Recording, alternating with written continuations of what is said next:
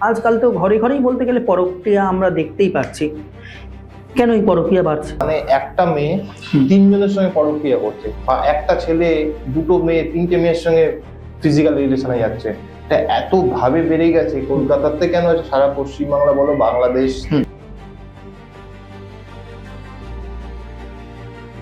ঠিক বিশ্বকর্মা পুজোর আগের দিন, বিশ্বকর্মার পুজোর আগের দিন ওরা দুজনে ফিজিক্যাল রিলেশনে ইন্টিমেটি। তোমার সঙ্গে আমার কোনো রিলেশন নেই, আমি আর রিলেশন রাখতে পারবো না। সেই প্রবলেমটাতে ওনার হাজবেন্ডের কেস ওঠে না, একদম পোস্টটা বাংলা কথা বলছি, ওনার শারীরিক খিদে হয় না। এমনকি আমাকে আমাকে কথা বলেছে, যখন আমরা ইন্টিমেসি হয়, মানে আমি রেডি হই, হাজবেন্ডের এমন দিন গেছে আমি রেডি, আচ্ছা, তার কোনো খিদা নেই, তার ওঠাতেই পারছি না। মানে এমন হচ্ছে একদিনে 3-4টে ওষুধ পেয়ে তারপর ফিক্স হয় না।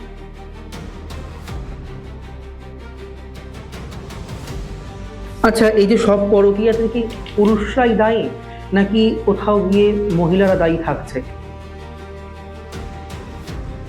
আমি অন ক্যামেরা বলছি, একদম। আমি 1000 পডকাস্ট চ্যানেলে গিয়ে বলেছি, আমাকে কেউ দেখাতে পারলে আমি তার কাছে গোলাম হয়ে থাকবো। অবশ্যই। রাষ্ট্রপতি পুরস্কার দিচ্ছে অ্যাস্ট্রোলজারকে, একদম। সব বানিয়ে এগুলো লেখে, আর মানুষ এগুলো খায়। আর বাঙালির একটা স্বভাব আছে, বাঙালিকে যা বলবে তাই নিয়ে নেবে বাঙালি। মায়ের দিব্যি খেয়ে বলছি, তারা আমার দিব্যি খেয়ে বলছি, আমার নিজের খারাপ লাগে।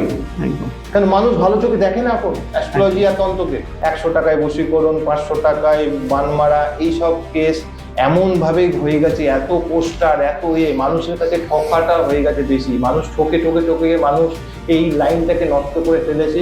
কিছু আমাদের মতো অসাধু ব্যবসায়ী, আমি ব্যবসায়ী মনে করিয়ে দেয়।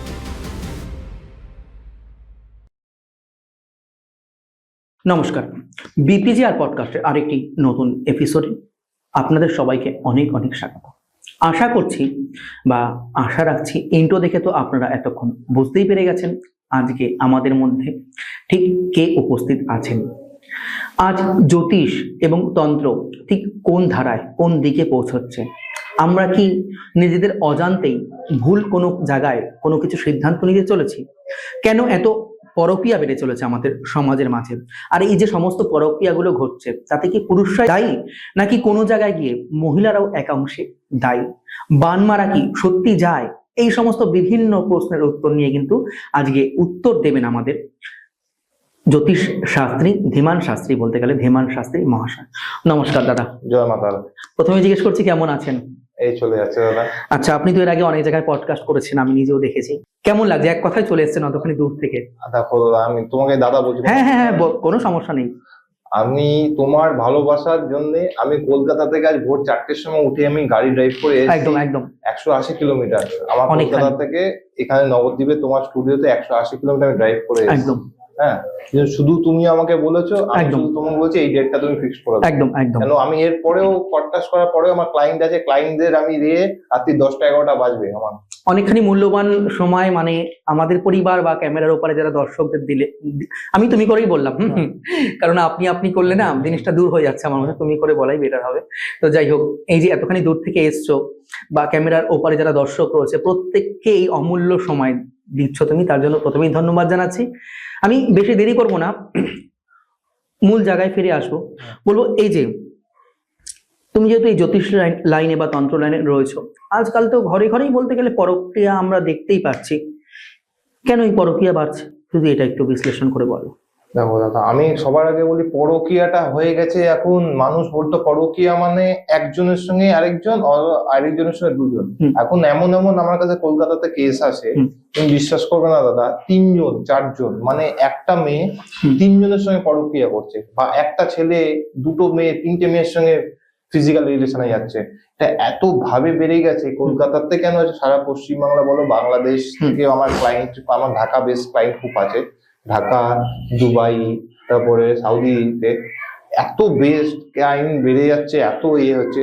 এমন পরকীয়া, আমি তোমাকে ছোট একটা উদাহরণ দিচ্ছি, একটা উদাহরণ মধ্যে 10-15 মিনিট লাগবে। হ্যাঁ বলো, কোনো সমস্যা নেই। আমার কাছে একদিন ফোন করলো রাত্রিবেলা, দেখি মানে ওনার ওয়াইফ আছে, মানে ওয়াইফ কলকাতাতে একটা সরকারি দপ্তরে চাকরি করেন, ওনার হাজবেন্ড চাকরি করেন। আচ্ছা, ঠিক আছে, তো উনি চাকরি করেন, তো এবার হাজবেন্ডের ট্রান্সফারেবল, মানে কলকাতায় 15 দিন থাকে, 15 দিন ট্যুরের ক্ষেত্রে বাইরে বাইরে ট্রাভেল করে। তো এবার ওয়াইফ যেরকম আছে, ওয়াইফের বাচ্চাও বড়, 8 আর 9 পড়ে, ঠিক আছে। তো ট্রাভেল করে, তো তিনি একটা সরকারি দপ্তরে চাকরি করেন। এবার সরকারি দপ্তরে চাকরি করতে করতে এবার অ্যানুয়াল ফাংশন হয় না, অফিসের একটা অ্যানুয়াল ফাংশন হয়। আচ্ছা। ওই অ্যানুয়াল ফাংশনে উনি কারোর কোনো বস বা তার তার উঁচু পোস্টের এক অফিসারের সঙ্গে ওই অ্যানুয়াল ফাংশনে মানে হাজবেন্ড ওয়াইফের রোল করেছিল ড্রামা গুলোতে।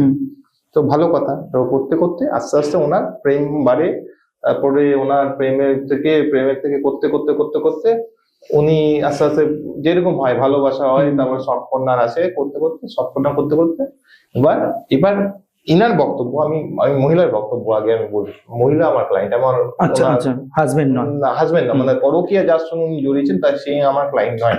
আচ্ছা। মহিলার বক্তব্য আমাকে যা বলেছে, উনি আমাকে বলছেন যে কি আমার সঙ্গে এরকম আস্তে আস্তে জোড়াতে 6 মাস ধরে আস্তে আস্তে জড়ায়। ঠিক বিশ্বকর্মা পুজোর আগের দিন ওরা দুজনই ফিজিক্যাল রিলেশনে ইন্টিমেটিভ। আচ্ছা, ভালো কথা। তো হয়েছে বা ডে বাই ডে আস্তে আস্তে হচ্ছে, পুজোতে ঘুরতে যাচ্ছে, ফিজিক্যাল রিলেশন হচ্ছে, করতে করতে দুর্গা পুজো গেছে, কালী পুজো গেছে, দিওয়ালি গেছে। 2রা জানুয়ারি লাস্ট ফিজিক্যাল রিলেশন করেছে। 2 জানুয়ারি 2026 কারেন্ট ঘটনা আমি তোমায় বলছি। 2026 2 জানুয়ারি লাস্ট ফিজিক্যাল করেছে। করে নেওয়ার পরে বলেছে আমি বাইরে যাচ্ছি আমার ওয়াইফকে নিয়ে, মানে এই মানে ভদ্রলোক বলেছেন ওনার পরকে যার সঙ্গে করছেন, বলছে আমি ওয়াইফকে নিয়ে বাইরে যাচ্ছি, 15 দিন আমি ফোন করবে না, যেরকম হয় 15 দিন ফোন করবে, 15 দিন বাদে আমি 17-18 তারিখে ব্যাক করবো আমার কলকাতায় এসে, মানে কর্মের সূত্রে বলে যাচ্ছে। আচ্ছা, মানে ঘুরতে যাচ্ছে ওয়াইফকে নিয়ে, মানে ওই সামার ভ্যাকেশন, ওই ভ্যাকেশনটা পাবে না জানুয়ারি মাসে। তো ওই পরকে মানে ওই ভদ্রলোক ওনার ওয়াইফকে নিয়ে যাচ্ছেন। আচ্ছা। তো এই বান্ধবী মানে এই ভদ্রমহিলা, যেই ভদ্রমহিলা আমাকে বলছে, তো হয়ে গেছে 17-18 তারিখে এসছে, তারপরে এসে বলছে তোমার সঙ্গে আমার কোনো রিলেশন নেই, আমি আর রিলেশন রাখতে পারবো না। বলছে কেন, তুমি তো বললে যে কি এরকম হয়ে, মানে ও এবার ভদ্রমহিলা বলছে আমার সঙ্গে মাল্টিপল টাইম ফিজিক্যাল রিলেশনে গেছে, সবকিছু করেছে, তার সঙ্গে ঘুরতে নিয়ে গেছে, মন্দারমণি গেছে, দীঘা গেছে, সবকিছু করেছে।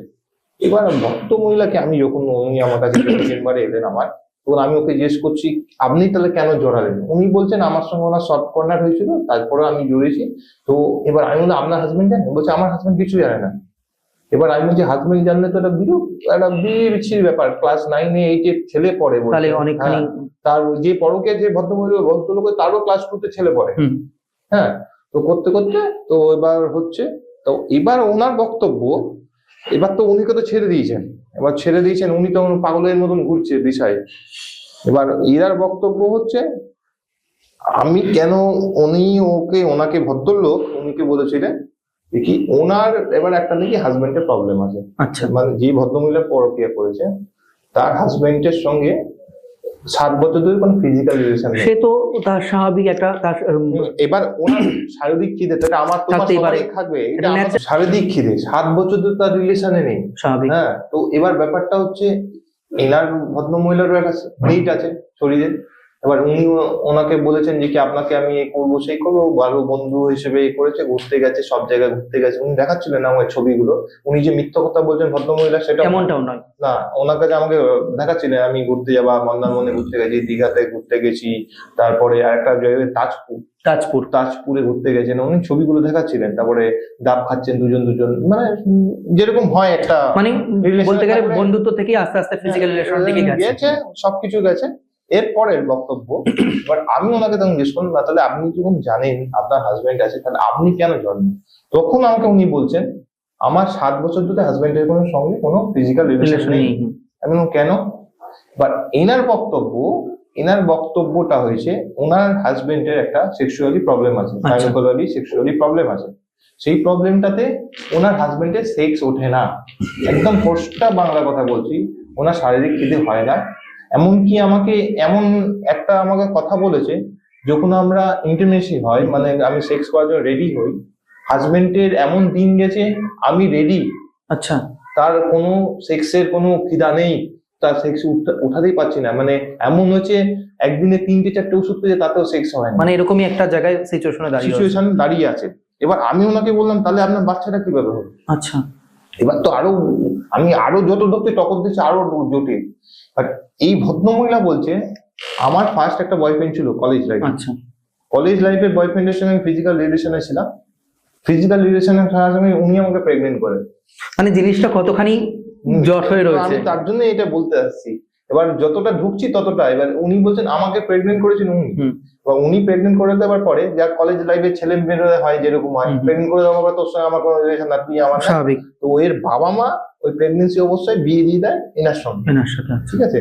তারপরে যেরকম হয় প্রেগনেন্সি অবস্থায় বিয়ে করেছে, বিয়ে করার পরে বাচ্চাটাকে নিয়েছে, বাচ্চাটাকে নিয়ে পরে ইনি হাজবেন্ড মানুষ করছেন, কিন্তু এনার সঙ্গে আপাতত উনি বলছেন আমার 7 বছর বিয়ে, 9 বছর বিয়ে হয়েছে, 7 বছর ধরে কোনো ফিজিক্যাল নেই। আমি বললাম তাহলে এই 2 বছর ধরে আপনি কি কোনোদিন ফিজিক্যাল করেন? বলছে আমাকে বলছে দাদা বা স্যার, আগে স্যার বলছে, তারপর আমি বললাম আপনার থেকে আমি ছোটই হবো। বলছে ভাই তুমি বিশ্বাস করবে না, আমি দিদি হিসেবে বলছি, আমার কাছে শুধু মানে কোনো দিন আমি ওনার সঙ্গে সেটে মানে ফিজিক্যাল করিনি, শুধু শুধু এ ছাড়া। আচ্ছা, মানে এরকম জায়গায় চলে এসেছে, মানে পরকীয়াটা এরকম জায়গায়। এবার এই ভদ্রমহিলাটাও আমি তখন ব্যাকে আমি আবার রোল করছি, পেছনের দিকে চিন্তা করছি, তো এই ভদ্রমহিলাটা একটা খিদে আছে, স্বাভাবিক। ইনি ম্যারিড ওয়াইফ, ওনার হাজবেন্ড 15 দিন থাকেন না, 15 দিন ওনার সঙ্গে থাকে, রাতে শোয়, কিন্তু ফিজিক্যাল করে না, শারীরিক কোনো সম্পর্ক নেই। আমি কি বললাম, আমি আমার জিজ্ঞেস করলাম আপনার হাজবেন্ডের কি কোনো পরকীয়া আছে? বলছে পরকীয়া করবেটা কি, ও তো শারীরিক সেক্সই ওঠে না শরীরে। মানে তাহলে এমন হয়েছে উনি আমাকে মানে বলছে যে আমি রেডি, মানে আমি নেকেড দাঁড়িয়ে আছি, ওর সেক্স ওঠেনি, এরকম সিচুয়েশন। হ্যাঁ, তাহলে একটা বিয়ে করেও তো তার জীবনটা নষ্ট, মানে মহিলাটার এরকমই। মহিলাটা বিয়ে করেও নষ্ট, পরবর্তীকালে পরকীয়া করেও নষ্ট।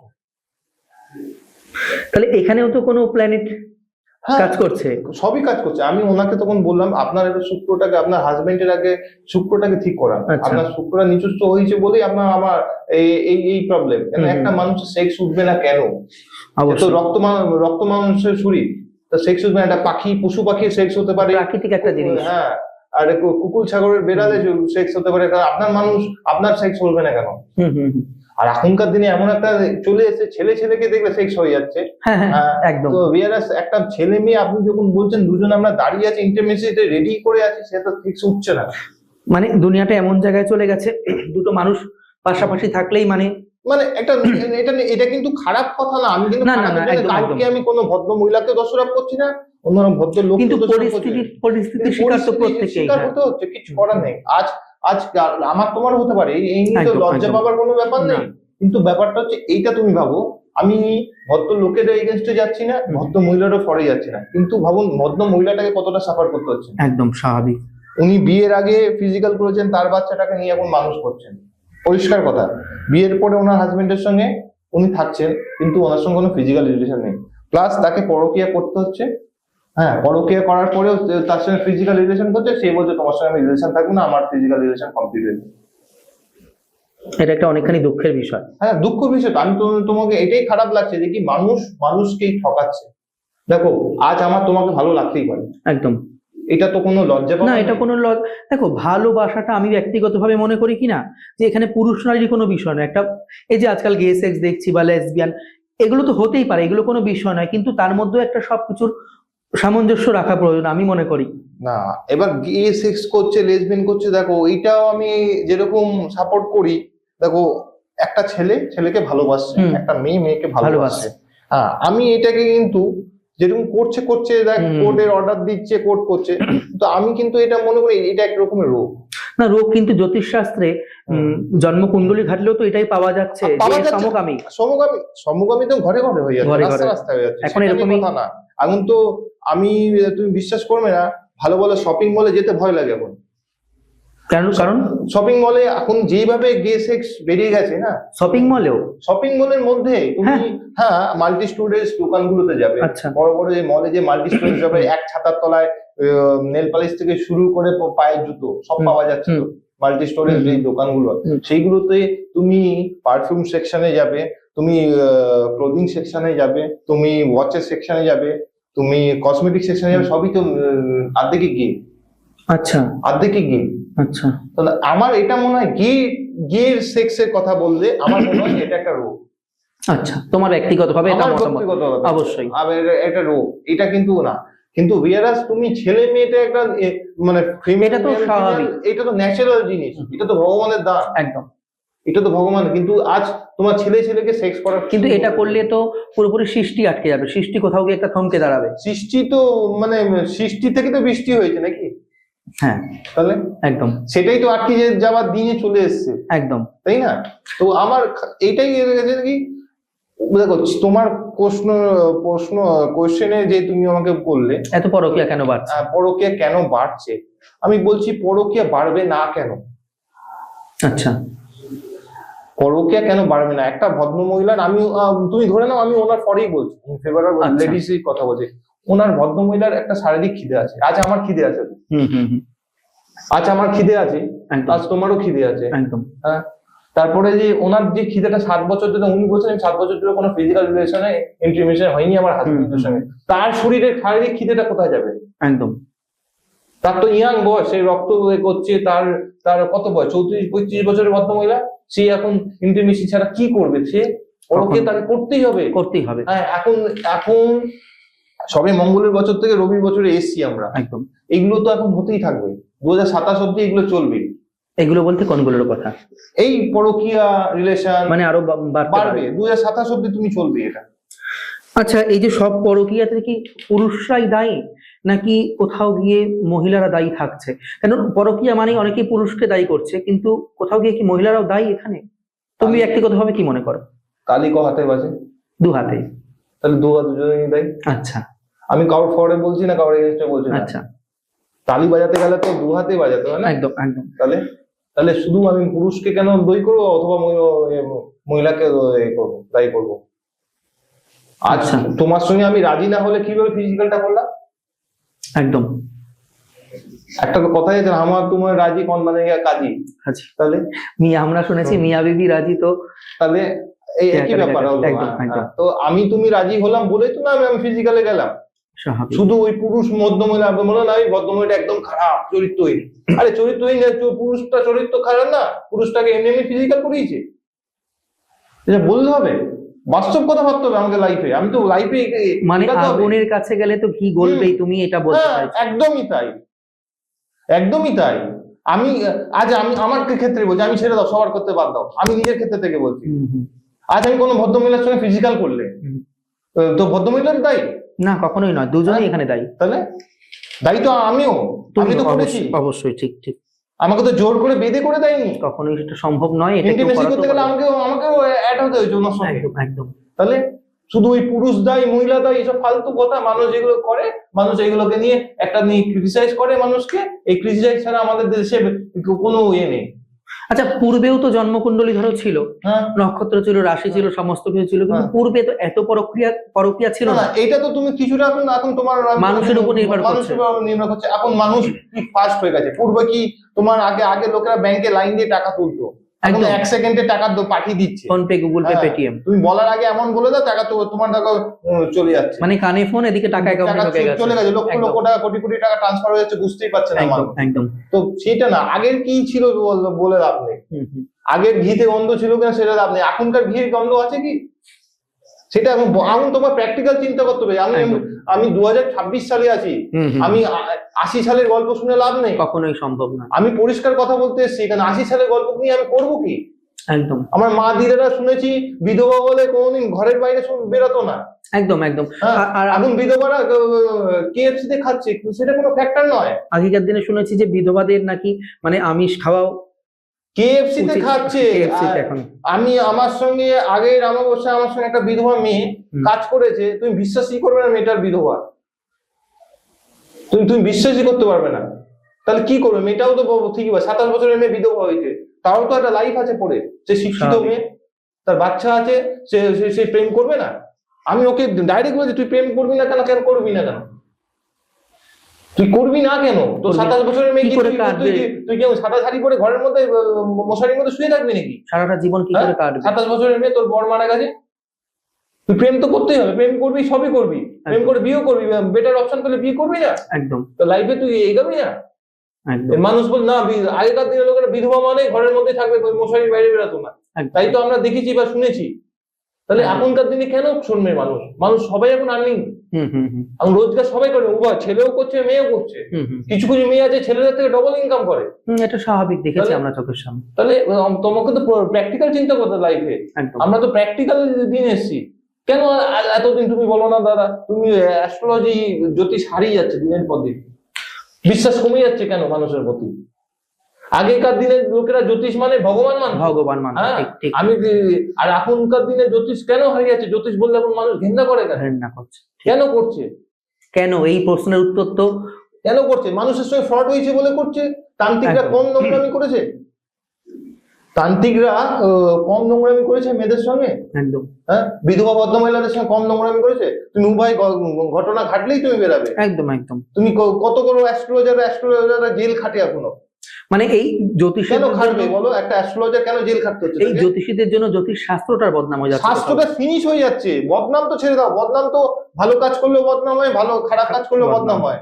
শাস্ত্রটাই ফিনিশ করে দিচ্ছে শেষের দিকে শাস্ত্র। একদম একদম। এখন ক% বলো মানুষ বিশ্বাস করে? আমাদের বয়সী মানে আমার দিদির মেয়েরা ফেরা তো এখন এইসব অ্যাস্ট্রোলজি বিশ্বাসই করে না, মানে সবটাই ভাবে ভাওতাবাজি ভাবে। ওদের বক্তব্য, আমার দিদির মেয়ে হলো 11 থেকে 12 উঠবে, তাদের বক্তব্য হলো তুমি সব বলে দিতে পারলে তাহলে তুমি তোমারটা কেন বলতে পারছো না? আচ্ছা, তাদের বক্তব্য কে ভালো হবে, কে খারাপ হবে, কে রাষ্ট্রপতি হবে, কে প্রধানমন্ত্রী হবে, মুখ্যমন্ত্রী হবে, তুমি বলে দিতে পারলে। তারপর এখনকার দিন আগে তুমি দেখবে বড় বড় হোর্ডিং এ লাগিয়ে দেয়, আরে তোকে কোটিপতি করে দেবো। আরে কোন জ্যোতিষী বলো তো কোটিপতি তোমায় করে দেবে? তুমি বলো, তুমি তোমার কাছে দেখো, আমি ভিজিট দিয়ে এসেছি, আমার কথা বাদ দাও, আমি অ্যাস্ট্রোলজারের কথা বাদ দাও, আমি অ্যাস্ট্রোলজার হিসেবে তোমার কাছে কোনো অ্যাস্ট্রোলজারের কাছে গেছি, আমি তোমাকে বললাম আপনার ভিজিট দিলাম, আমাকে কোটিপতি করে দিন, এটি সম্ভব? Is it possible? জ্যোতিষ তো পথ দেখায়, কখনো তো কোটিপতি বানাতে পারবে না। জ্যোতিষ একটা ছাতার কাজ করে, আর কিছু করে না। যেতে হবে তোমাকে রাস্তায়, অবশ্যই কর্ম অনুযায়ী তো ফল আমি পাবো। তুমি বলো তোমার ভাগ্যে কোটিপতি যোগ না থাকলে তুমি কোটিপতি হতে পারবে? কখনোই নয়। কিভাবে হতে পারবে তুমি বলো? যতই বড় জ্যোতিষ দেখো, যতই পাথর পড়ে নাও, যতই পিঠ পোকরাজ পড়ো, যতই মান্না পড়ো, যতই চুনি পড়ো, সব পড়ে নাও, ডায়মন্ড পড়ে নাও, সব গ্রহ রত্ন পড়ে নাও, একদম, তাহলে কি হতে পারবে? কখনোই সম্ভব নয়। তাহলে সবাই হয়ে যেত। এইগুলো মিথ্যে কথা বলে বলে এই শাস্ত্রটাকে নষ্ট করে ফেলেছে। এখন আর হাতে গুনে পার্সেন্টেজ বেঁচে আছে। আমি তো সবই গোল্ড মেডেলিস্ট, সবাই গোল্ড মেডেলিস্ট, সবাই ডক্টরেট, সবাই রাষ্ট্রপতি পুরস্কার প্রাপ্ত। তুমি বলো জীবনে কোনো অ্যাস্ট্রোলজার দেখিয়েছো? তুমি কোনো বলো রাষ্ট্রপতি পুরস্কার দেয় অ্যাস্ট্রোলজিতে, তুমি কোন সাবজেক্টে আছে তুমি দেখাও আমায়। আমি অন ক্যামেরা বলছি, একদম। আমি 1000 পডকাস্ট চ্যানেলে গিয়ে বলেছি, আমাকে কেউ দেখাতে পারলে আমি তার কাছে গোলাম হয়ে খাটবো। অবশ্যই রাষ্ট্রপতি পুরস্কার দিচ্ছে অ্যাস্ট্রোলজারকে, একদম। সব বানিয়ে বানিয়ে এগুলো লেখে, আর মানুষ এগুলো খায়। আর বাঙালির একটা স্বভাব আছে, বাঙালিকে যা বলবে তাই নিয়ে নেবে, তাই নিয়ে নেবে। একদম একদম, বাঙালির এটা স্বভাব, বাঙালিকে বোকা বানানো আমি মনে করি সবার থেকে ইজি। একদম। তুমি বলো একটা মারবাড়ির নন বেঙ্গল লোককে তুমি বোকা করতে পারবে না, কিন্তু বাঙালিকে যা দেবে তাই খেয়ে নেবে বাঙালি। রাষ্ট্রপতি পুরস্কার প্রাপ্ত অ্যাস্ট্রোলজার কোন শাস্ত্রতে রাষ্ট্রপতি পুরস্কার পেয়েছে? কোন তন্ত্রতে তুমি বলো রাষ্ট্রপতি পুরস্কার পেয়েছে? তুমি দেখেছো? না। তোমার কাছে ভিডিও ফুটেজ আছে রাষ্ট্রপতি পুরস্কার দিচ্ছে? না, সম্ভব না। ন্যাশনাল অ্যাওয়ার্ড পাচ্ছে, তোমার কাছে ফুটেজ আছে? তো সে লিখছে রাষ্ট্রপতি পুরস্কার প্রাপ্ত অ্যাস্ট্রোলজার, তারও 6টা 12টা 8টা বাউন্সার রাষ্ট্রপতি পুরস্কার পেয়েছে, বাউন্সার। অ্যাস্ট্রোলজিতে রাষ্ট্রপতি পুরস্কার আমি তো বাপের জন্মে শুনিনি, আমার মরা বাপের দিব্যি খেয়ে বলছি আমি শুনিনি কোন রাষ্ট্রপতি পুরস্কার পেয়েছে। মানে কোথাও গিয়ে একটা জ্যোতিষ তন্ত্র নিয়ে পুরোপুরি চিটিংবাজি করছে, ভাওতাবাজি, একদম একদম, ঠিক ঠিক। আমার নিজে খারাপ লাগে রাস্তা দিয়ে বলতে। তুমি বড় বড় জ্যোতিষীরা যায় দেখবে বড় বড় বোর্ড লাগানো, এমএলএ ঢুকছে জানো, মন্ত্রী ঢুকছে, বোর্ড লাগানো, কি gold medallist, double gold medallist astrologer. আরে আমি যেমন অ্যাস্ট্রোলজার, আমি রাস্তার লোককে দেখাবো কেন? বোর্ড দিয়ে অ্যাডভার্টাইজিং করতে হবে কেন? আমার কাজেই তোমার প্রমাণ পাবে, কাজের কর্মই ফল দেবে। আমি যেমন তারাপীঠের কাজ করি, প্রতি অমাবস্যায় আমি তারাপীঠে কাজ করি। আমার 15টা 20টা 18টা করে ক্লায়েন্ট থাকে, আমার বলতে কোনো দ্বিধা নেই। আমার ক্লায়েন্টের, আমি তোমাকে এটাও কথা বলি, আমার ক্লায়েন্টের কোনো অভাব নেই। একদম একদম। আমি নিষ্ঠাভাবে কাজ করি। অবশ্যই। আর তুমি বলতে পারো নিষ্ঠাভাবে কাজ করি, পয়সা নাও না? হ্যাঁ আমি নিই, আমার ভিজিট নিই। আমি না, সে তো আমি গলা কাটি না, গলার রক্ত খেয়ে নিই না। পরিষ্কার কথা বলি আমি, আমার কাছে কাজ করাতে হলে এত টাকা লাগবে, দেবে, আমি কাজ করব, তো না লাগবে তুমি করে নাও। তা বলে আমি এটা বলি না আমার কাছে পাথরটা কিনলে তো তোমাকে গ্যারান্টি সহ দেবো, এই কি? এটা তো কখনো এইভাবেই তো স্বাস্থ্যটা নষ্ট করছে। তুমি আমার কাছে পাথরটা কিনলে ভালো দেবো, কিন্তু তোমার কাছে পাথরটা কিনলে ভালো হবে না, কেন? ওইটা খারাপ হয়ে যাবে। কেন? কেন খারাপ হবে?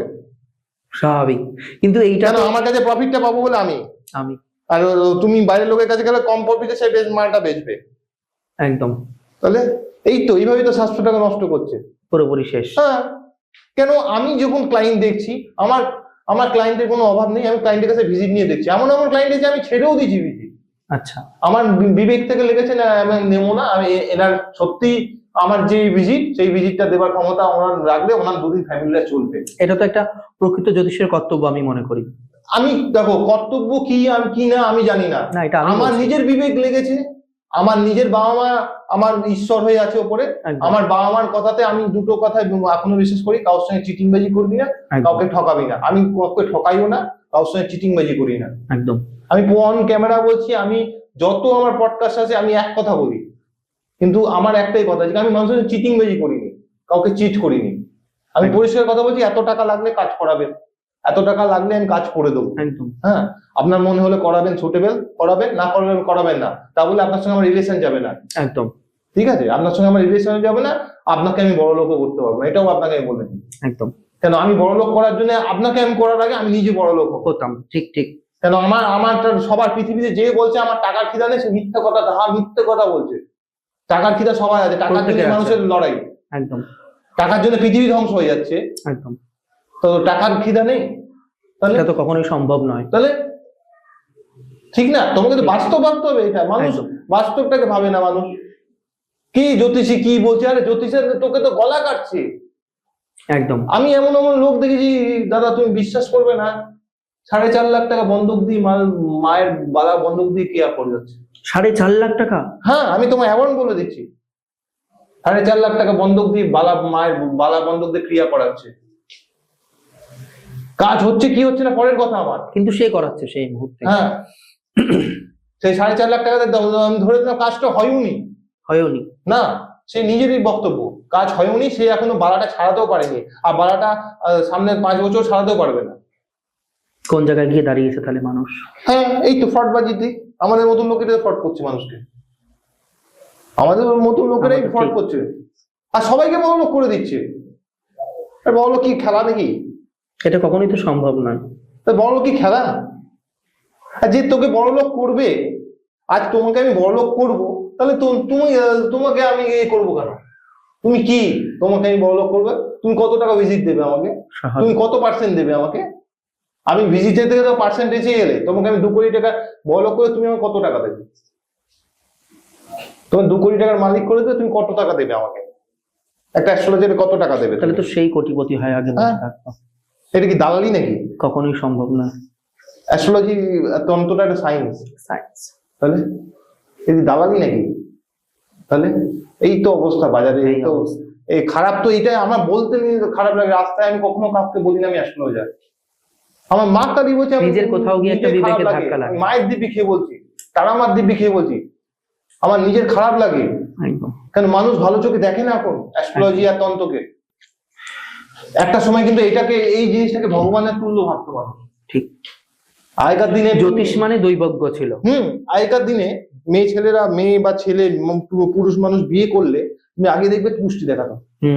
এখন বলো বাজারে কত কুষ্টি দেখায় বলো? আমি তোমাকে একটা ছোট ঘটনা বলি। 1 মাস আগে আমার কাছে একটা ভদ্রলোক এলেন, 32-33 বছর বয়স, ওনার ফার্স্ট ম্যারেজ ডাইভোর্স হয়ে গেছে, সেকেন্ড ম্যারেজ বিয়ে করবে, 27-28 বছরের মেয়ে। দুজনে চার্ট নিয়ে এলেন, আমাকে ভিজিট দিয়ে এসেছিলেন। আমার কিরকম, আমার অনলাইনে পেমেন্ট করে আমি অ্যাপয়েন্টমেন্ট, কারণ আমি দিনে 400 থেকে 450 কল ঢোকে, আমি 10 জনকে দেখি পার ডে। আচ্ছা, 10 জনকে দেখতে গেলে আমার রাত্রি 2টো বেজে যায়। তা তো স্বাভাবিক। 10 জন করে পার ডে দেখি আমি। তো উনি এসছেন, ওনার অ্যাপয়েন্টমেন্টের পরে এসে আমাকে দুজনের চার্ট দেখালো, 2টো ভিজিট দিয়েছে, মিথ্যা কথা বলবো না আমি অন ক্যামেরা। উনি দেবার পরে আমাকে বলছে এটা আপনাকে ম্যাচ করে দিতে হবে। আমি বললাম ম্যাচ করে, আমি দুজনেরটা খুলে দেখে নিলাম, সিস্টেমে খুলে দেখলাম কিছুই হচ্ছে না ম্যাচে। তো এবার আমি ওনাকে জিজ্ঞেস করলাম কি কে? উনি বলতেন আমার সেকেন্ড ম্যারেজ, ওই মেয়েটা যাকে করছে সেটাকে ফার্স্ট ম্যারেজ হুম। করবে মেয়েটা। এবার আমি তখন ফেরত পাঠিয়ে দিলাম, আমি তো বললাম আমি করতে পারবো না, ও যে ডবল ভিজিট দিচ্ছে আপনাকে, হুম। আপনি শুধু চার্টে করে করে দিন, এইটা উনি গিয়ে আবার শ্বশুর বাড়িতে ফেলবেন। মানে মিলিয়ে দিন যে কোনো ভাবে, হ্যাঁ জোর জবরদস্তি। হ্যাঁ, জোর জবরদস্তি রাজ্যটক লিখে দিলেই তো লিখে দেন। রাজ্যটক হয়ে গেল না। তো এবার আমি বললাম আমি করতে পারবো না, তখন আমাকে বলছে আরো 1000 টাকা এক্সট্রা দিচ্ছি। আমি বলছি একটা টাকাও নেবো না, আমার ভিজিট যেটা আপনি ফেরত দিন, আপনাকে আমি দেখিনি, আপনি ফেরত নিয়ে চলে যান। এবার তুমি বলো কেন করলে না, আমার তো ইনকাম হতো টাকাটা, আমি করলাম না। এই যে শ্বশুর বাড়িতে আমি দেখে নিলাম, এই 7-8 মাস 1 বছরের মধ্যে ডাইভোর্স হবে আবার, তখন দোষটা সম্পূর্ণ তোমার হবে। আমার হবে। কেন উনি যে এই শ্বশুর বাড়ি মেয়েটার বাড়ি থেকে যখন এই চারটা ফেলবে, কোন অ্যাস্ট্রোলজার লিখেছিল ওই দিমান শাস্ত্রী, সারা চিটিং বাজ। সম্পূর্ণ দোষটাই তোমার। হ্যাঁ, কেন মানুষ তো চার দেখেই বলে না, তো একদম। কে রাজ্যটক লিখেছিল, এই চিটিং বাজ দিমান শাস্ত্রী। একদম। কি দরকার, কি দরকার, আমি মানুষের ক্ষতি করতে আসিনি, একদম। আমি এসব বান ফান মারতে পারি না, মানুষের ক্ষতি করতে আসিনি। ওর সঙ্গে বিয়েটা করে দেবো মানে এই রাজ্যটক লিখে দেবো না, একটা ক্ষতি হবে। একদম। আমি তো দেখিনি না মেয়েটার সঙ্গে ছেলেটা কোনো ইয়ে হবে না, উনি এটা মিথ্যে কথা বলে করে নিয়ে যাচ্ছেন, করে নিয়ে ওনারটা দেখাবেন, নিয়ে বিয়েটা করবেন মেয়েটাকে, আবার ডাইভোর্স হবে। তাহলে ওনাকে আমি ডাইভোর্স প্রয়োজন নেই। না, আমি তো বলছি আমার টাকার প্রয়োজন নেই, একদম। একদম। আমার টাকারও অভাব নেই, আমার ক্লায়েন্টের অভাব নেই, অভাব। আমার একটা গালে 3টে আসে। একদম। আচ্ছা ধীমান বাবু, এই অগ্নিবাণ, শুকনোবাণ, এগুলো আমি অনেক শুনেছি বা আমরা অনেকে শুনেছি। যাই হোক, এই যে আপনি তন্ত্র লাইনে রয়েছেন বা রয়েছো, আপনি তুমি হয়ে যাচ্ছে, যাই হোক, তো সেক্ষেত্রে তোমার জীবনে কি কোনো মানে বান মারার ঘটনা এরকম কোনো কিছু হয়েছে, যদি একটু বলো। অনেক আছে ঘটনা, একটা বলো দর্শকদের উপরে। একটা সময় আছে। হ্যাঁ হ্যাঁ, নিশ্চয়ই, বলো বলো। তো ব্যাপারটা হচ্ছে, আমি একটা শুকনো মাঠের ঘটনা বলছি। হ্যাঁ বলো বলো। এবার শুকনো মান কেমন করে মানুষকে ক্ষতি করে। আচ্ছা আমার কাছে এক ক্লায়েন্ট এলো, আচ্ছা। একটা ছেলে, তার ওয়াইফ, তার বাচ্চা আছে, তো বুকিং করে নর্মালি যেরকম বুকিং সিস্টেম আছে সেরকম বুকিং করে এসছে। তো ছেলেটা আসার পরে আমাকে ওনার ওয়াইফ বললো, আমি বললাম কি প্রবলেম, বলছে দাদা আপনার তো প্রবলেমটা মনে হয় আমার হাজবেন্ডকে নিয়ে। তো আমি নর্মালি ভেবেছিলাম হাজবেন্ডকে নিয়ে মানে পরকীয়া কোনো কেস। তো আমি বললাম কি হয়েছে বলো। বলছে না আমার হাজবেন্ডের অ্যাকচুয়ালি এমন টেস্ট নেই, মানে কোনো টেস্ট বাকি নেই, এমনকি ক্যান্সার টেস্টও করেছে ডাক্তার, তো কোনোটা পাইনি, সব নেগেটিভ। আচ্ছা। তো আমার কাছে রিপোর্ট নিয়ে এসেছিল। তো ব্যাপারটা হচ্ছে আমি কেন রিপোর্ট নিয়ে এসেছিল আমি এবার বলি। আমি ওনাকে যখন উনি এটা প্রবলেমটা হয়, তো আমাকে বলছে যে আমি দাদা রিপোর্ট নিয়ে এসেছি সব ফোনে, আপনি রিপোর্টটাও দেখাতে পারি। আমি দেখলাম, আমি একটা রিপোর্টই দেখালো, বলে দেখুন লাস্ট রিপোর্ট করেছি ক্যান্সারটাও নেগেটিভ এসছে। ডাক্তার সাসপেক্ট করেছে ক্যান্সার আছে কিনা, মানে কোনো কিছুই ধরা পড়ছে না। কিচ্ছু ধরা পড়ছে না। আচ্ছা। শুধু ছেলেটা কি সিমটমস, শুধু কাশে, খক খক করে কাশছে। তখন আমার চেম্বারে এসছে, মানে আমি আসার পর থেকে 5-7 মিনিট টানা কেসেছে, কোনো সর্দি নেই, কফ নেই, কিছু নেই, ড্রাই, মানে কোনো অনেক সময় ড্রাই কফ হয়, বিড়ি সিগারেট খেলে যেরকম কফ হয়, চাও নেই, বিড়ি সিগারেটও খায় না, তার কফও কোনো উঠছে না, সর্দি নেই, ঠান্ডা লাগেনি, ফ্যানিনজাইটিস নেই, কিছু নেই। তো ব্যাপারটা হচ্ছে টানা কাশতে কাশতে কাশতে কাশতে, তো বলছে আমার লাস্ট উপায়, আমি যারা অ্যাস্ট্রোলজার বা তান্ত্রিককে নিয়ে দেখাতে চাই এর উপরে কোনো প্রয়োগ করা আছে কিনা। আচ্ছা, মানে তারও কি একটা সন্দেহ জেগেছিল কোথাও? এবার তুমি একটা ভাবো না, একটা লোক 1000 রকমের রিপোর্ট করেছে, রক্ত টেস্ট থেকে শুরু করে ক্যান্সার অব্দি চলে গেছে, কোনো কিছু যেখানে ধরা পড়েনি না সেখানে আস্থা লাস্টে তো মানুষ বুঝতে পারছে কিছু ক্লিয়ার করেছে কিনা। এবার করেছে আমার কাছ থেকে, আমার ক্লায়েন্ট মানে পডকাস্ট থেকে আমার ক্লায়েন্টটা এসছে। আচ্ছা, ঠিক আছে, ওনার নাকি আমার কথা শুনে ভালো লেগেছে, তো ভালো লাগার পরে উনি আমাকে বুকিং করে এসছেন। আমি এবার দেখলাম, আমি ওনাকে বললাম যে কি আমি একটা কবচ করে দিচ্ছি, এই কবচটা আপনি পড়ুন, হ্যাঁ 7 থেকে 14 দিনের মধ্যে আমাকে জানাবেন আরো বাড়লো না আরো গল্পে ঢুকে গেলেন আপনি। তো বলছে এবার পড়ে নিয়ে ওনার সদন করে আমি সব করে পাঠিয়ে দিলাম। তো উনি পড়লে ওনার মানে ওয়াইফের কাছে পাঠিয়ে দিলাম, ওয়াইফে পড়লো হাজবেন্ড, পড়ার পরে 7 দিন বলেছিলাম আমি, 7 থেকে 14 দিনের মধ্যে 5-5.5 দিন পরে আমাকে উনি সকালবেলা ফোন করলেন, ওনার ওয়াইফ ওই 8টা 8:30টার সময়। আমি যখন চান ফানও করিনি, চান ফান করে ঠাকুর পুজো করে তারপরে আমি কল ব্যাক করলাম। বলছি বলো, বলছে দাদা ও তো কবচটা তো পড়েছে। আমি বললাম কি হলো, আবার কি খারাপ হয়েছে আরো? দাদা তুমি বিশ্বাস করবে না, কবচটা পড়ার পরে মাছ বেটার, এখন কোনো কাশছে না, কিছু হচ্ছে না। আমি সত্যি, মানে মিরাকেল? না না না, আমি মিরাকেল বলবো না, আমি তোমায় বলছি বলুন দা কেন বলছি, আমি বললাম সত্যি? বলছে হ্যাঁ দাদা সত্যি। তো এবার আমাকে 7 দিন পরে, আমি বললাম 7 দিন পরে আবার একবার ফোন করবে। বলছে দাদা ও তো লাস্ট 3 দিন ধরে তো সাউন্ড স্লিপ ঘুমাচ্ছে, মানে কোনো প্রবলেম আর নেই? হ্যাঁ প্রবলেম হচ্ছে না। আমি বললাম ঠিক আছে। তারপর আমি ওকে বললাম যে কি আমি কবজটা করে দিয়েছি, কবজটা হয়ে যাবে, এরপরে আমার যেই অমাবস্যার ডেট আছে সেই ডেটে তোমাকে তারাপীঠ আসতে হবে। তাহলে তুমি কি প্রতি অমাবস্যাতে তারাপীঠ আমি থাকো? প্রতি অমাবস্যার তারাপীঠ থাকি, প্রতি আচ্ছা, অমাবস্যা। যারা তোমার সাথে ধরো যোগাযোগ করতে চাইবে আমাদের পডকাস্ট দেখার পর, স্ক্রিনে তো নাম্বার আমি দিয়ে দেবো, তোমার নাম্বার, তাহলে যোগাযোগ কি করবে? সরাসরি কি তোমার সাথে কথা বলতে পারবে? আমার কোনো ম্যানেজার নেই, আমার কোনো সেক্রেটারি নেই, আচ্ছা। আর কোনো আমার বাউন্সার নেই। তাহলে কি মানে সরাসরি তোমার নাম্বারই?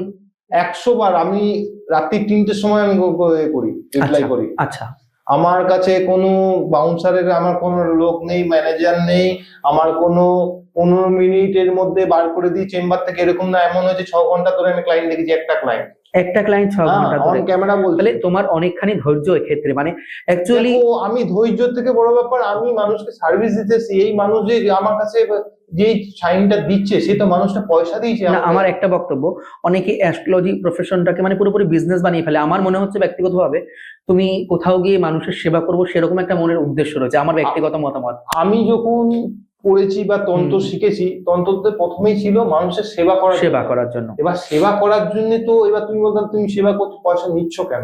নিতে হচ্ছে জিনিসের দাম। এটা তো নিজের পকেট থেকে কখনোই দেওয়া সম্ভব না। একটা জিনিসের দাম, একটা পাঠার দাম কত বলো?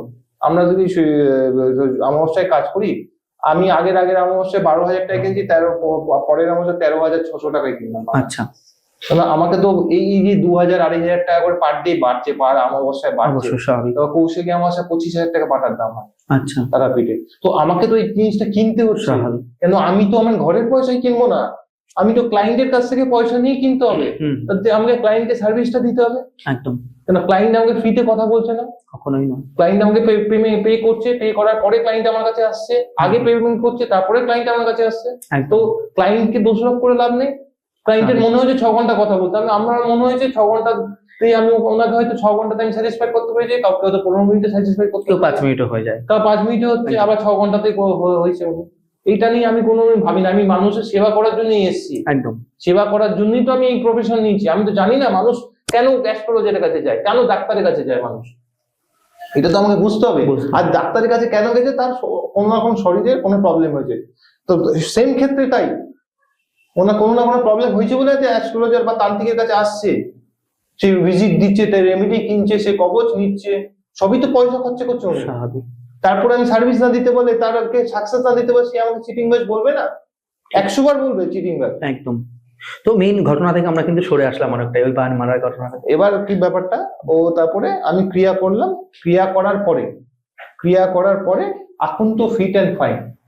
এবার কি করেছে, মাসি আর কাজের লোক, মানে আপন লোকে করেছে, ঘরের লোক, বৌমার সঙ্গে ছেলেকে ডাইভোর্স করে দিতে হবে। তাহলে দুনিয়াটা কোথায় চলে গেছে? দুনিয়া তো ঘরে তাই তো বলছি, মানে কোথায় চলে গেছে? ঘরে শত্রু বিভীষণ, মানুষের মনুষ্যত্ব কোথায় গিয়ে দাঁড়িয়েছে? এবার কোথা দিয়ে করেছে শোনো, আদিবাসী তন্ত্র করে বান মারি। আদিবাসী তন্ত্র, ওই গ্রামের দিকে চলে না আদিবাসী তন্ত্র, কাজের লোকেরা সব দেশ গায়ে থাকে, দিন রাতের কাজের লোক, ওখান থেকে করিয়েছে, করে নিয়ে হাজবেন্ড করেছে, মানে কাজের লোকের হাজবেন্ডকে দিয়ে করিয়ে এমন অবস্থায় কাজের লোকের হাজবেন্ড মানে আমি যখন বানটা কাটালাম তার 7 দিন বাদে ওই মেয়েটা আমাকে ফোন করে বললো আমার কাজের মাসির বর মারা গেছে। আচ্ছা, আরেকটা আমি ডাইরেক্টলি বলেছিলাম 30 দিন থেকে 90 দিনের মধ্যে তোমার বাড়িতে তুমি এটা খবর পাবে। একটা জানার বিষয় মধ্যখানে আমার, এই যে আদিবাসী তন্ত্রের কথা এখন উঠলো, আমার একটা এখানে প্রশ্ন থাকছে, এই তারাতন্ত্র বা কামাখ্যা তন্ত্র এর সাথে কি আদিবাসী তন্ত্রটা টোটালি আলাদা? আরো ডেঞ্জারাস। হ্যাঁ, আদিবাসী তন্ত্র পায়খানা দিয়ে করে। আচ্ছা, মানুষের পায়খানা দিয়ে সবার থেকে বেশি তন্ত্র হয় আদিবাসী। এটা হ্যাঁ আমি শুনেছি। মানুষের পায়খানা দিয়ে, আর মেয়েদের ক্ষেত্রে পিরিয়ডস এর প্যান দিয়ে। আচ্ছা, এটা আদিবাসী তন্ত্রের ক্ষেত্রে লাগবেই। ডেঞ্জারাস। এইটা মেনলি হয় গ্রামের দিকে, শহরের দিকে তুমি পাবে না। কেন বলো গ্রামের দিকে? কারণ গ্রামের দিকে তুমি দেবে একটা পায়খানা 10 জন ইউজ করছো। একদম।